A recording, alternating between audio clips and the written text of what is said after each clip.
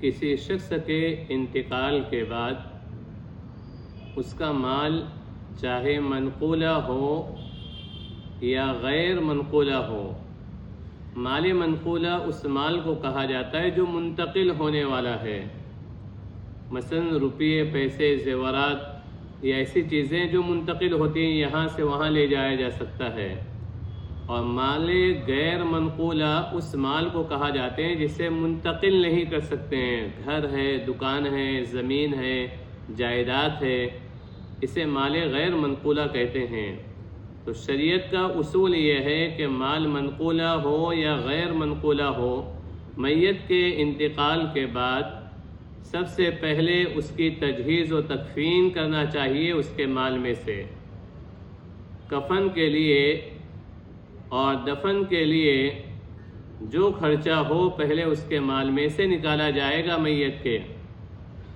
دوسرا، اگر میت کے ذمے کسی کا قرض ہے تو پہلے اس کے مال میں سے قرض ادا کیا جائے گا۔ نمبر 3، اگر مرنے والے نے کوئی جائز وصیت کی ہے تو اس صورت میں اس کے کل مال کے 1/3 حصے سے وصیت پوری کی جائے گی۔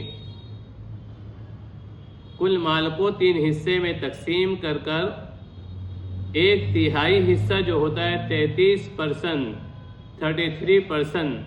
اس سے اس کی جائز وصیت کیا کی جائے گی؟ پوری کی جائے گی۔ چوتھا حق میت کے مال میں جو ہوتا ہے وہ مال کا وارثوں میں تقسیم کر دینا۔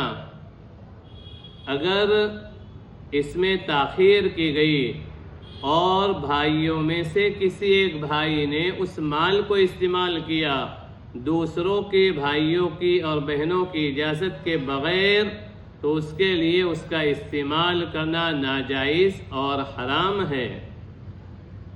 باپ کی جائیداد میں، باپ کی پراپرٹی میں، باپ کے مال میں، باپ کے زیورات میں جو باپ کی ملکیت کے تھے، تمام کے تمام بھائیوں کا اور بہنوں کا، وارثوں کا حق متعلق ہو جاتا ہے۔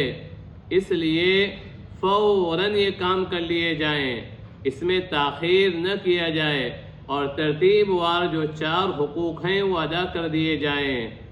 اگر باپ کے پاس 100 روپے صرف تھے مثال کے طور پر، کم سے کم، تو 100 روپے بھی سب میں کیا ہو جائیں گے؟ تقسیم ہو جائیں گے۔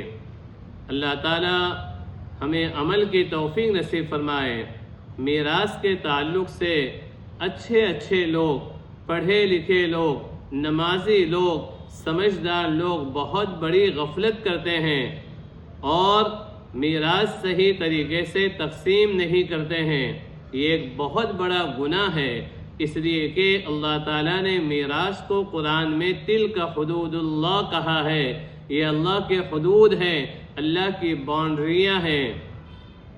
وَمَن يُطِعِ اللَّهَ وَرَسُولَهُ يُدْخِلْهُ جَنَّاتٍ تَجْرِي مِن تَحْتِهَا الْأَنْهَارُ خَالِدِينَ فِيهَا، اور جو آدمی اللہ اور اللہ کے رسول کی اطاعت کرے گا، اللہ تعالیٰ اس کو جنت میں داخل کریں گے جس میں وہ ہمیشہ رہے گا۔ وَمَن يَعْصِ اللَّهَ وَرَسُولَهُ وَيَتَعَدَّ حُدُودَهُ، اور جو آدمی اللہ اور اللہ کے رسول کی نافرمانی کرے گا اور شریعت کے متعین کردہ حدود کو پھلانگے گا، اس پہ عمل نہیں کرے گا، تو اس کے ٹھکانہ جہنم ہے، عذاب ہے، اور جہنم کا عذاب بڑی ذلت والا عذاب ہے۔ اللہ تعالی ہم تمام کو صحیح طریقے سے میراث کو بانٹنے کی صحیح توفیق نصیب فرمائے۔ آمین بجاہ سید المرسلین۔